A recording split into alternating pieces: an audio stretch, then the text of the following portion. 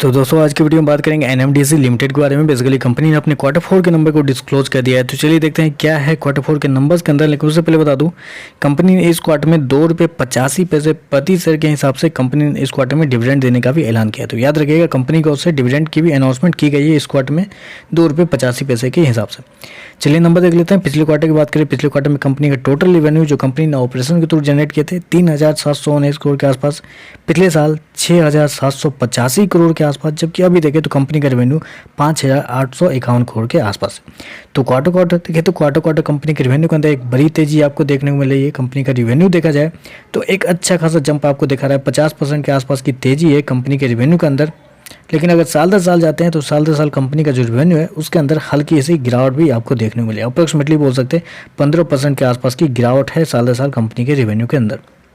चलिए कंपनी के एक्सपेंस देख लेते हैं, कंपनी ने क्या खर्चे किए हैं। पिछले क्वार्टर में 2,693 करोड़ खर्च किए थे, पिछले साल 4,197 करोड़, जबकि इस क्वार्टर में कंपनी के खर्चे 3,794 करोड़ के आसपास है। तो कंपनी के खर्चे भी देखें तो कुछ हद तक कंट्रोल में देखने को मिल रहे हैं इस क्वार्टर में। चलिए कंपनी का नेट प्रॉफिट क्या निकल के आता है वो देख लेते हैं। तो देखिए पिछले क्वार्टर की बात करें तो पिछले क्वार्टर में कंपनी का नेट प्रॉफिट अप्रोक्सीमेटली 903 करोड़ था, पिछले साल 1,862 करोड़ का प्रॉफिट था, जबकि अभी देखें तो कंपनी का प्रॉफिट 2,276 करोड़ के आसपास है। तो आपको यहाँ पे एक क्वेश्चन आपका अराइज हुआ होगा कि ये कंपनी का प्रॉफिट कैसे बढ़ गया इतना इस क्वार्टर में।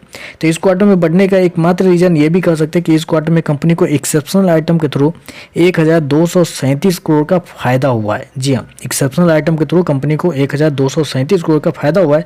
इसकी वजह से कंपनी का जो नेट प्रॉफिट है वो आपको बढ़ता हुआ देखने को मिला है। अगर आप एक्सेप्शनल आइटम और कंपनी का जो टैक्स है उसको हटा के बस ऑपरेटिंग प्रॉफिट अगर देखना चाहे तो पिछले क्वार्टर में 1,231 करोड़ का प्रॉफिट था, पिछले साल 2,920 करोड़, अभी देखें तो कंपनी का प्रॉफिट 2,048 करोड़ के आसपास है।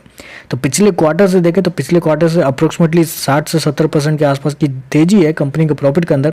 लेकिन साल दर साल जाते हैं तो साल दर साल कंपनी के प्रॉफिट के अंदर अप्रोक्सीमेटली बोल सकते हैं 28% के आसपास की गिरावट भी देखने को मिल रही है। चलिए कंपनी का ईपीएस क्या है वो देख लेते हैं। तो देखिए पिछले क्वार्टर की बात करें तो पिछले क्वार्टर में 3.11, पिछले साल 6.37, अभी देखें तो 7.75 के आसपास है।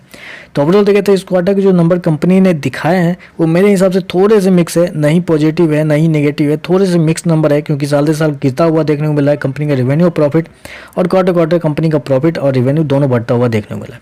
तो ओवरऑल थोड़े से मिक्स नंबर है, देखते हैं मार्केट इसको कैसे रेट करेगा। पीएसयू स्टॉक है तो हल्की सी भी गिरावट मेरे हिसाब से एक बेहतर अपॉर्चुनिटी क्रिएट हो जाएगी आपको बाई करने के लिए।